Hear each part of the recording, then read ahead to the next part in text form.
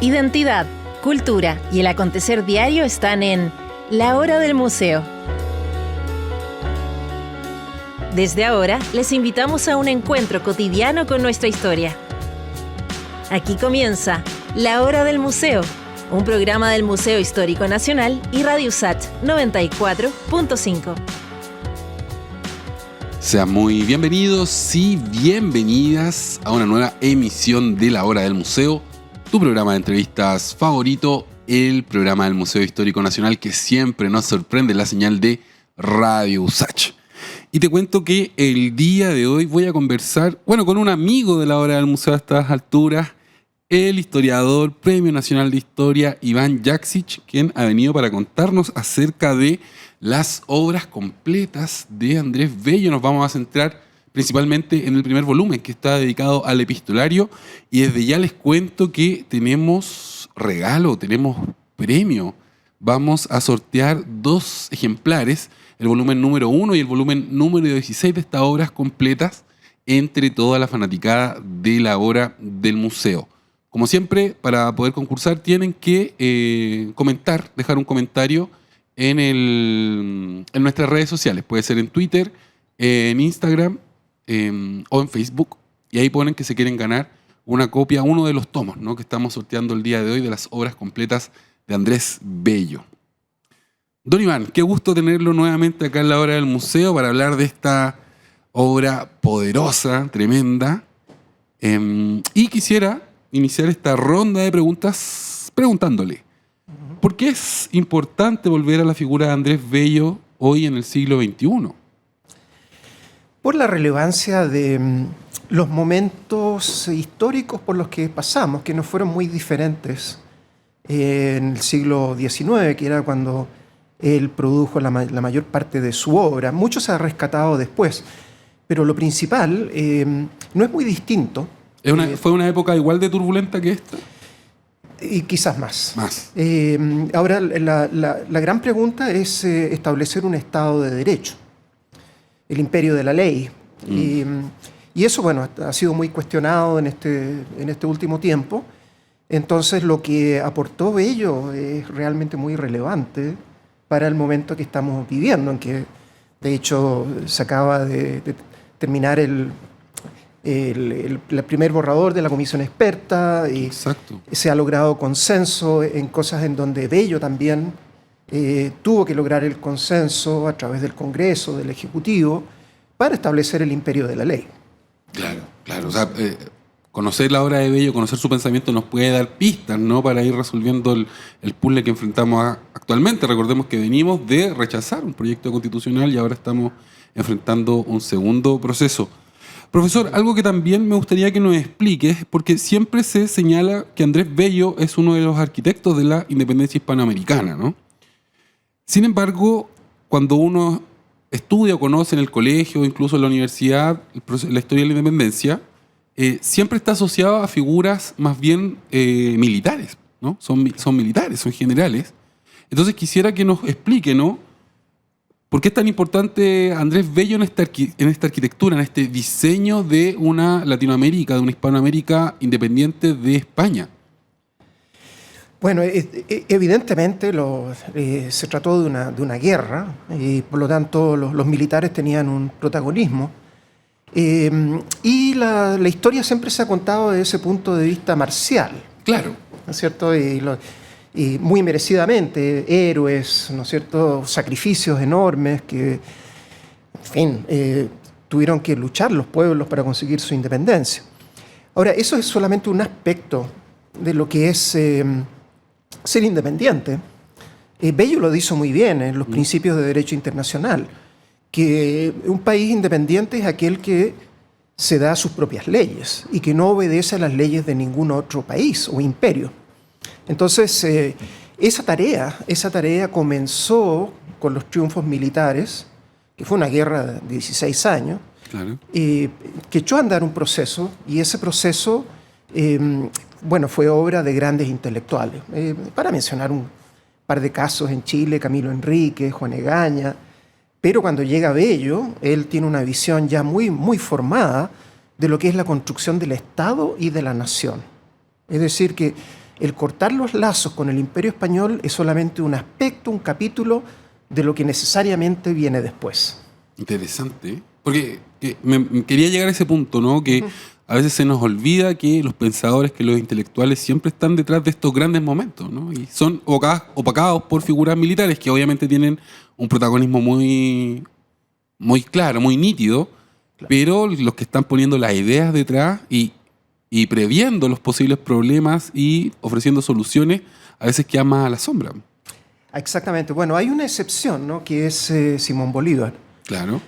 Simón Bolívar es el autor de grandes trabajos sobre pensamiento político, el Manifiesto de Cartagena, la Carta de Jamaica, el Discurso de Angostura, en donde él da toda una visión de lo que viene después de la independencia. Pero él es una excepción. Realmente la tarea de hacer códigos civiles, de escribir constituciones, Claro. Eso es parte de una generación intelectual. Y quiero volver a esta idea que usted rescata de Andrés Bello, ¿no? Que la posibilidad de darnos una ley como sociedad, como país, es una de las características de ser independiente, ¿no? Efectivamente, no depender de las leyes. Hay tratados internacionales. Una de las cosas que Bello tenía muy claro que era necesario construir el orden interno con leyes que sean apropiadas para el país, pero que también tengan un diálogo con la comunidad de las naciones. Ya, en el siglo XIX ya se pensaba en esta figura, como en este gran paraguas del derecho internacional, porque también, de buenas a primeras, a veces da la impresión de que el derecho internacional como es post-Segunda Guerra Mundial. Quizás estoy muy equivocado, pero quisiera que nos explique eso. No, evidentemente el gran tratado a nivel hispánico es Principios de Derecho Internacional, que es de 1832. Ya. Y ya antes él había enseñado en el Colegio de Santiago Principios de la Legislación Universal, de la mano de Bentham. Ya. Y en ese libro, ya desde la primera edición, 3 ediciones importantes, pero ya en la primera edición, él hace una revista de cuáles son los tratados de derecho internacional. Y lo que está vigente es grosso, pero no hay una elaboración desde la mirada hispanoamericana de por qué se debe reconocer la independencia. Hay que pensar de que en el año 1832 no hay ningún país que haya sido reconocido por España. Claro. El primero es México, el año 36. Chile no es reconocido por España hasta el año 1844. Claro. Entonces, lo que hace ello es establecer las razones por las cuales los países independientes tienen derecho a proclamarse independientes y crear sus propias leyes. Que es una cuestión fundamental, ¿no? Absolutamente. Profesor, otro punto que quiero que desarrolle para nosotros es la influencia que tuvo Andrés Bello en nuestro continente, porque acá en nuestro país, claro, sabemos que él escribió el Código Civil, que tuvo una relevancia muy destacada como intelectual, incluso hasta el día de hoy no aparece en el billete de 20.000 pesos, que es el billete con la mayor denominación a la fecha. Pero quisiera que nos explique también un poco la relevancia que tiene Andrés Bello a nivel continental. No sé si él dejó legado en otros países, además de Chile. Por supuesto. Yo creo que al principio su gran prestigio estaba en Venezuela. Ya. Pero hay que considerar de que él partió a Inglaterra en 1810 y estuvo allí 19 años, hasta 1829, que es cuando llegó a Chile. Y ahí él construyó, obviamente no él solo, pero con bastantes otros hispanoamericanos que estaban por diferentes razones en Londres, haciendo negociaciones comerciales, buscando el reconocimiento. Ya. Y entonces ahí, ya a partir de 1820, Andrés Bello redacta junto con Antonio José de Irizarry una revista muy importante, que es el Censor Americano, y que ya entonces tiene una visión continental. Y a continuación publica Biblioteca Americana y a continuación el Repertorio Americano. Y ahí él establece una estética, una racionalidad que es hispanoamericana. Claro. Que está muy, muy bien retratada en estos grandes poemas que son La locución a la poesía y La silva a la agricultura de la zona tórrida. Entonces, eso eso tuvo una resonancia enorme en toda América Latina. Claro. Sí, o sea, me imagino, ¿no? Como un tipo que empieza a generar, a desarrollar conocimiento desde acá, ¿no? Y nos distingue, nos separa, pero al mismo tiempo nos iguala y corta ese cordón umbilical con España, ¿no? Claro, empieza a generar su propia cultura, que Claro. es una cultura que es a la vez hispánica, con raíces en el medioevo español, Exacto. pero que también tiene su flora, tiene su fauna, tiene sus costumbres. Y entonces estos poemas en particular han sido celebrados como los principios de la creación de una identidad hispanoamericana. Profesor, está muy interesante esta conversación, pero tenemos que parar. Vamos a hacer nuestra primera pausa de esta hora del museo. Sin embargo, nos queda mucho tiempo para seguir conversando con mi invitado del día de hoy, el Premio Nacional de Historia Iván Jaksic. Se quedan todos y todas en la sintonía de Radio USACH porque ya volvemos con más Hora del Museo.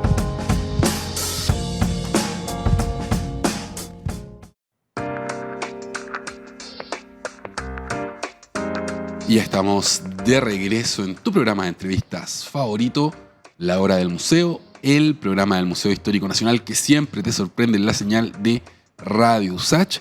Y te cuento que el día de hoy estoy muy bien acompañado, estoy junto al Premio Nacional de Historia Iván Jaksic y con él estamos conversando sobre la publicación de las obras completas de Andrés Bello. Estos libros están siendo publicados por Ediciones Biblioteca Nacional y tenemos 2 ejemplares, el volumen número 1 y el número 16, para sortear entre nuestros auditores y auditoras. Como siempre, si te quieres ganar una copia de estos libros, tienes que dejarnos un mensaje en nuestras redes sociales. Puede ser en el Twitter, en el Instagram o en el Facebook. Profesor, quisiera ahora que desarrolle una idea que aparece también, que es de Joaquín Edwards Bello, que dice que Andrés Bello se convirtió en una suerte de bisabuelo de piedra. Me gusta mucho esta idea, ¿no? Porque de pronto alguien de ser tan grande, tan importante y con una obra tan voluminosa, como que se comienza a cristalizar. Entonces, tengo muchas ganas de que desarrolle esta idea para nosotros, ¿no? ¿Por qué Joaquín Edwards Bello dice esto? Sí, realmente él está reaccionando a esta tendencia historiográfica de identidades nacionales, de crear estos seres de mármol, ¿no? Yeah. Estas estatuas, ¿no? Y entonces él reacciona ante eso que ya está ocurriendo desde finales del siglo XIX, principios del siglo XX, en donde Bello es un señorón, ¿no? Que redactor del Código Civil, ¿no es cierto? Figura central, la creación de la Universidad de Chile. Exacto. Y tantas otras cosas que pasan a ser clichés. Y entonces Edwards Bello, que tenía una excelente pluma y que tenía mucha facilidad para escribir para un público más amplio. Exacto. Él dice, no, es que tenemos que ver a este otro Bello, ¿no? Hay que desmarmolizar a Bello, y entonces habla de la vida de él. Que tuvo una vida de película. Absolutamente. Que se había perdido y no se sabía mucho tampoco, porque el epistolario, que es el que más revela ese mundo, y la poesía, no eran necesariamente algo muy conocido, sobre todo el epistolario, no se conocía esa dimensión humana de Bello. Claro. ¿Y la historiografía, digamos, más reciente, usted cree que ha abordado a Bello desde una perspectiva más, no sé si decirlo como humana o más cercana? ¿Se han revelado más estas facetas? ¿O hay trabajo por hacer en ese sentido? Todavía hay mucho trabajo por hacer, ¿no? Porque se han publicado cartas inéditas, manuscritos. Todavía hay mucho que hacer. Pero, por ejemplo, con Diego Portales, cuando se revela el epistolario, uno se da cuenta, ¿no? Que Diego Portales, este gran prócer, el tipo que trajo de alguna forma la estabilidad y que ha sido muy cuestionado también, se revela como un sujeto súper humano, digamos, no con pasiones, con odios, con... El mismo caso de Gabriela Mistral. Yo crecí con esta figura de Gabriela Mistral muy maternal, muy que no molestaba a nadie, ni fu ni fa. Y después de los 2000 en adelante comenzamos a descubrir, o al menos yo, y yo siento que mucha gente más, a esta potencia del pensamiento, de la literatura, también Claro. con amores, con dolores. Entonces, quisiera también conocer un poco, ¿es posible que llegue a pasar eso con Andrés Bello o lo ve más distante? Es la esperanza, ¿no? Yo creo que hay excepciones, por supuesto, en donde se entra mucho en lo personal. Yo creo que el punto de inflexión, después de algunas obras muy importantes, fue la celebración del Bicentenario. Ya, Bello nació en 1781 y en 1981 se publicó la última edición de las obras completas exacto. y se convocó a una serie de congresos. Entonces, son varios los congresos importantes, pero tres. Uno es Bello y Caracas, Ya, Bello y Londres, Bello y Chile. Y ahí entonces se produjo un encuentro interdisciplinar en donde ya no eran solamente los abogados, que eran los que realmente promovían el trabajo de Bello por el Código Civil o el derecho internacional, claro. sino que empezaron a llegar los literatos, empezaron a llegar los historiadores. Entonces, ese fue realmente un momento importante y de allí salieron varios aristas, ¿no? Muy personales de Bello. Y bueno, eso cumplió su ciclo y se está retomando el trabajo de Andrés Bello. Claro. Que de alguna forma eso, yo sé que para la academia, digamos, todos los aspectos personales o biográficos a veces son un poco el arroz, digamos, podríamos decir, del plato, ¿no? Claro. Pero yo desde mi sitial, ¿no? Como comunicador me doy cuenta que todos esos pequeños datos biográficos, o la misma vida de Andrés Bello, que como dijimos antes, es muy interesante de conocer, a uno lo acercan a la obra, nos dan ganas de saber, bueno, ¿quién fue este Andrés Bello? ¿Por qué es tan importante y conocer más su obra? Y aceptar algo que es muy humano, que son los dilemas que enfrenta una persona Claro. en diferentes coyunturas históricas. Exacto. A él le tocó tomar posiciones respecto de cuál era el mejor sistema político para Hispanoamérica. Que no son decisiones fáciles. Normalmente siempre uno va perdedor, ¿no? Cuando le toca enfrentar ese tipo de dilemas. Efectivamente, cuando él optó por la monarquía constitucional, eso le significó un ostracismo, un ataque que continuó, incluso cuando él estaba en Chile. Lo acusaban de ser un monarquista, de querer volver a la cultura imperial. Y en ese sentido, profesor, ¿cuál era la visión de Andrés Bello respecto a la colonia y al imperio español? Me parece súper interesante considerando que es un sujeto que nace en tiempos de colonia, le toca vivir todo el periodo de independencia y termina siendo uno de los ideólogos de la independencia en Hispanoamérica. Entonces, ¿cuál es la visión que él tenía? Yo creo que era muy favorable porque le tocó un momento histórico muy importante de reformas, las llamadas reformas borbónicas. Exacto. Y entonces eso significó un gran énfasis en las expediciones científicas, significó también un cambio curricular importantísimo y rápidamente a él lo reclutan para el gobierno colonial, ¿no? Pero es un gobierno colonial reformista. Y entonces las memorias de Bello son las memorias de un país muy próspero, ¿no? Con desigualdades, todo lo que uno quiera, pero él entiende de que se están, por ejemplo, el famoso poema de la Oda a la vacuna. ¿Ya? A él le toca, ¿no es cierto?, administrar la vacuna contra la viruela, Claro. que también tiene resonancias muy contemporáneas, ¿no? Claro, es la primera vacuna exitosa de la historia. Claro. Entonces, ese tipo de cosas que él conoció, ¿no? de un gobierno activo, ¿no? Que está buscando mejoras, le dio una memoria muy buena del periodo colonial, pero cuando llega a Chile y en gran parte de América Latina hay un deseo anti-español de romper con la cultura hispánica. Exacto. Y esa es una pulsión, digamos, que traspasa, o sea, claro, permea a las capas intelectuales, digamos, a todo el mundo, ¿no? Efectivamente, y ese es el gran debate que hay acerca del clasicismo y el romanticismo, que tiene con Sarmiento, y el debate historiográfico que tiene con José Victorino Lastarria y con Jacinto Chacón, ¿no? Claro. En donde hay todo un segmento de la intelectualidad que dicen, no, es que España es el pasado. Claro. Y entonces Bello dice, no, hay que tener mucho cuidado con romper con la historia. Es decir, los 30 años, para Claro. poner un ejemplo. Claro, partimos este bloque hablando de qué cosas podíamos aprender de Andrés Bello, ¿no? Qué lecciones nos podía dar para la coyuntura actual, este momento, y por ahí yo creo que vienen varias pistas, ¿no? Claro, y situarse, ¿no? Que es lo Situarse, que hace Bello, situarse en el momento de dilema, ¿no? De cuando se produce el corte, que es un corte de no depender ya más de las leyes del imperio, que no tienen relevancia para un país independiente, sino que también es necesario considerar el lenguaje, las continuidades culturales, Claro. las costumbres, las leyes. Entonces, Que son cuestiones que hemos revisitado, o sea, efectivamente. la batalla por los símbolos patrios, por el lenguaje, por este lenguaje inclusivo, por ejemplo, ¿no? Que saca mucha roncha en un sector importante de la población, y otros dicen, oye, pero es que a través del lenguaje es cómo nos podemos ir incluyendo. Son cuestiones baladí las que estamos hablando, y Bello las enfrentó 200 años atrás. Claro, en el fondo es la vida en sociedad. Claro, ¿Y cuáles son los valores comunes Claro. que construimos? En un mundo cambiante, por supuesto. por supuesto.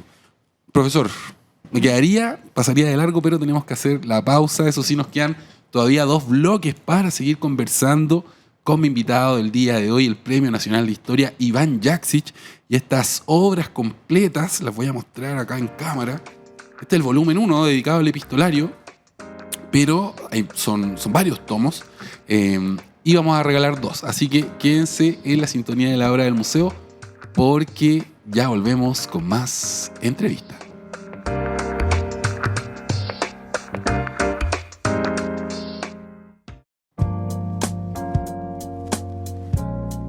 Y ya estamos de vuelta en la hora del museo, tu programa de entrevistas favorito, el mío también, el programa del Museo Histórico Nacional que siempre suena fuerte en la señal de Radio USACH.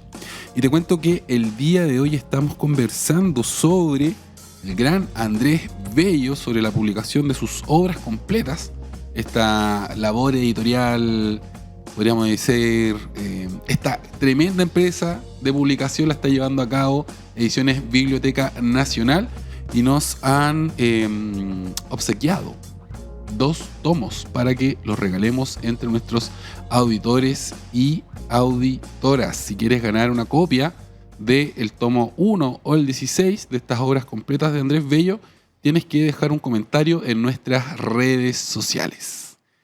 Y me acompaña el Premio Nacional de Historia y también artífice, porque oficia, ¿no?, como es editor general, director de la colección, ¿cierto? Así es. El profesor Iván Jaksic, con él estamos, conociendo sobre Andrés Bello y también sobre esta colección en específico. Profesor, me gustaría que también nos explique cuáles fueron las potencialidades que vio Andrés Bello en nuestro país, como para querer poner en práctica sus ideas acá. Porque también uno, cuando mira de afuera, dice, pero ¿por qué Andrés Bello no se dedicó a trabajar en Venezuela? Pasó por Inglaterra, pero termina acá y la rompe, ¿no? Como se dice ahora. Entonces, ¿por qué Chile era tan interesante a los ojos de Andrés Bello? Se habla por ahí que era un laboratorio, y eso también me hace mucha resonancia, ¿no?, a los procesos que hemos vivido en nuestra historia reciente. Bueno, mucho tiene que ver con las amistades que él desarrolló en Londres con varios chilenos.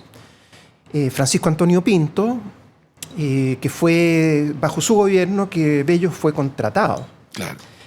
También conoció, aunque de origen guatemalteco, pero que fue muy importante en la política chilena, es Antonio José de Irizarry, y también Mariano Egaña, que al principio no estuvo muy bien esa relación, pero que después derivó en una gran amistad. José Miguel de la Barra, es decir, que él conocía bastante chileno. Yo creo que esa es la base de la cual hay que partir. Hay que partir, claro. Sin embargo, él buscó una mejor ubicación. Quería, por ejemplo, algún consulado en Francia, en Holanda, en Portugal. Porque, sus hijos eran europeos, ¿no? O sea, Claro. Estaba con una familia muy grande ya, ¿no es cierto? Y entonces quería permanecer en Europa. Ya. Pero cuando su situación se hizo desesperada y Chile Le ofrece esto, se viene. No lo piensa. Y Y en cuanto a las cualidades de Chile como país estable, como país ordenado, en esta época, ¿usted está de acuerdo con esa visión de que nosotros habíamos logrado la estabilidad antes que nuestros vecinos continentales? Bueno, en ese momento Bolívar la llamaba el país de la anarquía, que yo creo que es una visión un poco exagerada, pero lo que había mucho debate político y mucho cambio constitucional. O sea, está la Constitución de 1822, la del 23, claro. Después está esta especie de Congreso federalista, después viene la Constitución del 28. Pero Bolívar decía eso respecto a Chile, claro, que éramos el país de la anarquía. El país de la anarquía. Lo que pasa es que a Bolívar no le gustaba el federalismo. ¿Ya? Entonces esa es la visión que tenía de Chile. Él estaba a favor de un país muy centralizado. Claro. Y entonces ve que Chile está yéndose por el lado federalista. Entonces por eso ahí sale la frase esa que no se pierda Bello en el país de la anarquía. No sabía ese claro, dato. No, es muy importante. Pero Bello es como que intuye que por las personas que conoce, por los esfuerzos que ya se han realizado a través de la prensa, a través de crear una institucionalidad política, que hay un potencial. Además que es un país que no tiene la geografía de hoy. Era más corto. Total, o sea, va de Copiapó al Biobío, ¿no es cierto? Y entonces en ese sentido, y todo muy concentrado, la población, el 80% de la población está en Valle Central. Entonces, él ve, por ejemplo, lo que Sarmiento no veía, que él veía al Río de la Plata como un desierto. Y claro, hay villorios muy, muy apartados. Claro. En cambio, Chile está muy concentrado. Y eso permite un desarrollo infraestructural, permite una convivencia que eventualmente puede construir una república y posteriormente una democracia. Claro. Es muy interesante porque ya esos son observaciones sociológicas que uno podría hacer, claro, ¿no? Pensando en cómo estaba mirando Andrés Bello la configuración geopolítica, podríamos decir, de Chile, ¿no? Sociopolítica. Efectivamente, bueno, y además que estaba muy al día, ¿no? Cuando uno lee las páginas del Censor americano, de Biblioteca Americana, el repertorio americano, él está procesando toda la información que está saliendo sobre los diferentes países hispanoamericanos. Claro. Además que él tenía mucha experiencia geográfica. Bolívar mismo dice, el maestro Bello me enseñó geografía, que realmente es un cumplido de primer orden. y entonces estaba muy sintonizado con la ciencia, la divulgación científica, entonces devoraba todo lo que se supiera sobre los diferentes países hispanoamericanos. Claro. Profesor, quizás es una pregunta difícil la que lo voy a hacer ahora. ¿Andrés Bello fue un liberal o un conservador? Bueno, ese es un gran debate. Yo creo que la forma de enfrentarlo es considerar de que uno puede ser al mismo tiempo liberal y conservador. Desarrollo esa idea porque me parece que también es otra de las ideas, digamos, que nos pegan muy de lleno en la coyuntura actual, ¿no? ¿Cómo es posible esto? Bueno, en el sentido en el que si uno mira hacia el ideario de Bello, en donde yo destaco en primerísimo lugar el imperio de la ley, ¿ya? La relación entre orden y libertad, ese es un ideario liberal. ¿Ya? Ahora, se puede ser conservador al mismo tiempo, en el sentido en que uno es partidario de mantener el papel de la iglesia en la cultura, que es lo que pasa con los ultramontanos, sobre todo de la década de 1850 en Chile, pero en toda Hispanoamérica, ¿no? Lo que distingue a los liberales de los conservadores es en realidad la política. Pero como persona, Bello es liberal en el sentido que es redactor del Código Civil, que tiene ideas muy claras de lo que es la reforma, de lo que es orden y libertad, pero es conservador en lo político. Interesante. Es decir, de que él piensa de que el liberalismo chileno, o un ala del liberalismo chileno, está muy precipitada, ¿no? Quiere cambios muy veloces, muy rápidos. Es que es algo que también hemos visto. O sea, lo estamos viviendo, por eso también me parece tan interesante. Y él ha adoptado una postura más gradualista, podríamos decir. Gradualista, moderada, reformista, Ya. antes que algo más radical, ¿no es cierto? Que sería lo que ha ocurrido ahora con la centroizquierda y con el Frente Amplio. Algo parecido, ¿no? Sí. Es recurrente, ¿no? Hay una rima ahí importante, ¿no? Como usted- Es que la cultura política es así, ¿no? Claro. Es cíclica. Pendular también. Efectivamente, pero Chile es un país que a hechura de Bello tiende hacia el centro, tiende hacia la reforma, y es por eso que yo digo que es posible ser liberal en algunas cosas políticas, por ejemplo, respecto a los derechos civiles, Claro. y al mismo tiempo ser conservador en el sentido en que no queremos asambleísmo, que no queremos, digamos, refundacional, Claro. una cultura refundacional. Entonces hay algo que choca contra una historia que tenemos. Efectivamente, y él yo creo que formó escuela en ese sentido.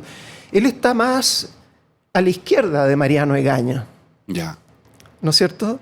Pero yo diría está en una posición de centro, ¿no es cierto? Entonces, si uno mira a Manuel Montt, sus políticas son liberales, en el sentido de desarrollo económico, Exacto. de el imperio de la ley, cuando él realmente defiende la independencia del poder judicial, esas son políticas liberales, pero él es conservador en lo político. Pero entonces mucho depende, y yo realmente invito a que no caigamos en estas clasificaciones tan rotundas Exacto. y que maticemos lo que significa el liberalismo, entendiendo que el liberalismo mismo tiene, por así decir, una derecha y una izquierda. Exacto. Profesor, vamos a hacer nuestra última pausa de esta hora del museo. Sin embargo, todavía nos queda un bloque entero para seguir descubriendo, conversando sobre Andrés Bello y las obras completas que están siendo publicadas por Ediciones Biblioteca Nacional. Lo muestro acá en cámara. Este es el primer tomo, el epistolario. Estos libros ya están disponibles. Si los quieres conseguir, puedes comprarlos en la tienda de la Biblioteca Nacional. Nos vamos con una pausa y luego regresamos con más Hora del Museo.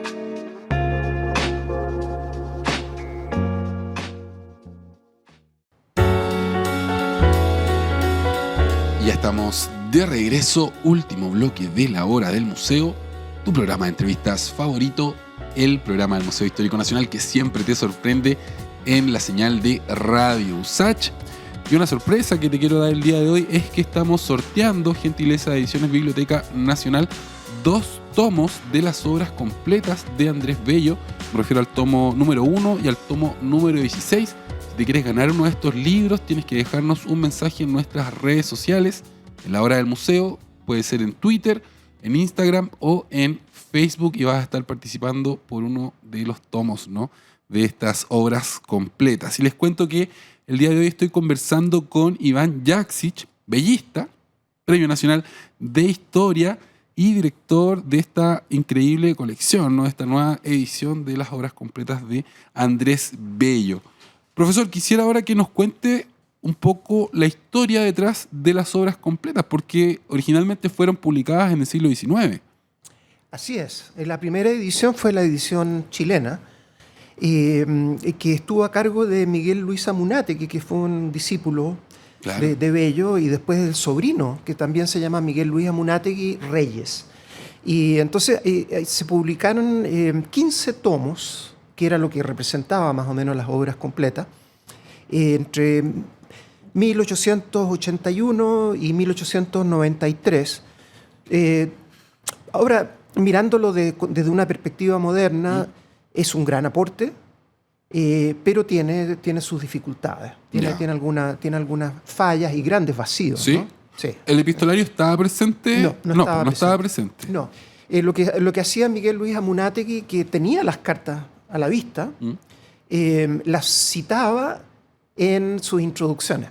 Ya, la usó para esos fines. Pero no armó un tomo epistolar. ¿Qué otro vacío más tenía la edición original de las obras completas? Bueno, por ejemplo, el Código Civil, que es el documento y que se distribuyó al Congreso y que fue adoptado, es el de 1855. Pero los escritos de Bello, de derecho civil, van mucho más atrás. 1841, después viene su proyecto, que es el del año 1852. Eso no está en las obras completas originales.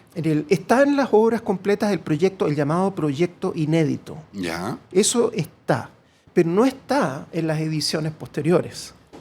Interesante. Entonces, todos estos vaivenes, ¿no? ¿Qué se incluye, qué no se incluye? Es lo que motiva, ¿no es cierto?, el revisar, ¿no es cierto?, tanto la edición chilena como las dos ediciones caraqueñas. Claro, claro. O sea, en Chile no se había vuelto a reeditar las obras completas durante todo este tiempo. Se hizo un intento, se publicaron algunos tomos, 6 o 7 tomos que se publicaron en los años 30, pero no prosperó. Ya. Entonces fue solamente a partir de los años 40 que Caracas, Venezuela, asumió el liderazgo de los estudios bellistas. Y entonces, bueno, publicaron estas dos grandes ediciones, pero esas dos grandes ediciones incluso tienen vacíos, ¿no? Ah, sí. Claro. Profesor, me gustaría también que nos cuente acerca de la historia del epistolario mismo. ¿Andrés Bello era bueno para escribir cartas? Bueno, digamos en una época sin teléfono, sin emails. Me imagino que sí, pero quizás me lleve alguna sorpresa. Bueno, es un arte, ¿eh? El prólogo que hizo Adriana Valdés para el epistolario precisamente rescata ese medio de comunicación que era realmente un arte. Claro. Y entonces ella detectó el cambio de tono entre las cartas desesperadas de Londres y las cartas ya bastante más serenas que él escribe en Chile, pero también con momentos muy desgarradores, que es la muerte de los hijos, claro, grandes tragedias, ¿no es cierto? Pero ese epistolario se publicó muy aisladamente, cartas aquí, cartas allá, ¿Ya? pero esta es la primera vez en donde aparece un epistolario lo más completo posible, porque el de la segunda edición caraqueña tiene algunos vacíos. Ya. Cartas que yo he descubierto, que otros colegas han descubierto, cartas que salían con el nombre de Portales, pero que son realmente de Bello. Exacto. Habló de las cartas que se han ido descubriendo, ¿no? Estos hallazgos, y quisiera que nos cuente sobre estas cartas inéditas que usted descubrió. Entiendo que en 2001 y en 2013, y bueno, me parece que ahí hay una historia que deberíamos conocer, ¿no? ¿Cómo se encuentran? Pensemos, Andrés Bello, una figura archiestudiada, archiconocida, ¿cómo se encuentran cartas inéditas, no sé, 200 años después? ¿Cómo lo hizo? ¿Cómo lo logró, profesor? Bueno, yo creo que los archivos, hay que visitar y revisitar los archivos, considerar todo tipo de cosas, que algo se pudo haber traspapelado, que no se clasificó correctamente. Usted encontró unas cartas en Argentina, ¿no? En Argentina, en Inglaterra, en Estados Unidos. Bueno, fueron años, claro, ¿no es cierto? Años de hurgar en diferentes archivos. Y cartas que también están truncas, que uno realmente no sabe por qué. Ya. En un caso hay una carta en donde se omite un párrafo importante que deja muy mal a Venezuela. ¿Pero está tachado? ¿Está...? Simplemente cuando se publicó el epistolario se omitió. No apareció este párrafo. Hay una censura. Bueno, no quiero ser mal pensado, pero hay que explicárselo, ¿no? Claro. ¿Cómo? Aparece en la segunda edición con puntos suspensivos. Pero entonces yo fui a ver la carta original que está en Estados Unidos, y claro, me encontré con el párrafo. Que había sido suprimido. Efectivamente. Y en un párrafo donde hablaba mal de Venezuela. Bueno, era crítico. Más que crítico es decir, ¿por qué me abandonan? Ya. O sea, para mí sería una puñalada al corazón si yo soy, no sé, un miembro del gobierno y alguien dice, ¿por qué me abandonan? ¿No? Una persona de las dimensiones del intelecto de Bello Claro. Y entonces, bueno, esa parte como que no era muy, muy favorable, pero es algo especulativo, ¿no? Claro. Pero entonces yo lo que hice fue restituir ese párrafo que aparece en el original. Claro. Y eso es lo que vamos a poder leer en este epistolario, ¿no? Efectivamente. Que incluye... ¿Qué otras materias aborda Andrés Bello en estas cartas? Bueno, hay muchísimas cartas familiares. Ya. Porque los hijos están en diferentes partes, uno de ellos, Carlos, viaja, entonces mucha correspondencia dirigida a su familia, familiares. a su familia más inmediata. Su madre, Ya. sus hermanos, eran 8 hermanos. Entonces, eso es un bloque fundamental. Y el tono de estas cartas es un tono más, podríamos decir, más relajado, más distendido. Salvo las excepciones que yo menciono que son desgarradoras, ¿no? Claro. Con amigos muy íntimos a quienes les describe lo que es la pérdida, pero la mayor parte de las cartas son... él no habla de política y lo dice claramente, dice yo en política no me meto, pero sí escribe respecto de poesía, porque recibe mucha correspondencia. Claro. O sea, él ya es famoso. Claro. Por la agricultura, la silva de la agricultura en la zona tórrida. Entonces tiene mucha correspondencia con poetas. Además que es un periodo de gran efervescencia en Chile, en los años 40, que llegan los exiliados argentinos. Entonces hay mucho debate. Claro. Y entonces, y además, bueno, él tiene su corazón, todavía lo lleva a lo que era la Gran Colombia, el gran sueño de Bolívar, ¿no? Que incluye Venezuela, Colombia, Ecuador. Entonces recibe mucha correspondencia de esos países también, ¿no? Ya. Y sus amigos más íntimos, y algunos de ellos relacionados familiarmente, son precisamente de esas regiones y esa correspondencia se ha podido rescatar. Profesor, lamentablemente hemos llegado al final de esta hora del museo. Como siempre, le quiero agradecer enormemente que haya conversado con nosotros y tengo que hacer un anuncio porque para mí esta es la última hora del museo. El día de hoy yo ya dejo la producción y la conducción de este increíble programa de entrevistas, programa que he estado conduciendo por 5 años y quiero, bueno, por una parte agradecer a la USACH, a Radio USACH y también al Museo Histórico Nacional por haberme dado la oportunidad, ¿no?, de encabezar este buque, este tremendo barco y sobre todo al tremendo público que tiene la hora del museo. De verdad, siempre me dieron muchas muestras de cariño, me mandaron regalos, en la calle a veces me reconocían y me decían, oye, ¿tú eres el conductor de la hora del museo? Pues sí, de verdad que me voy con el corazón llenito, llenito, llenito.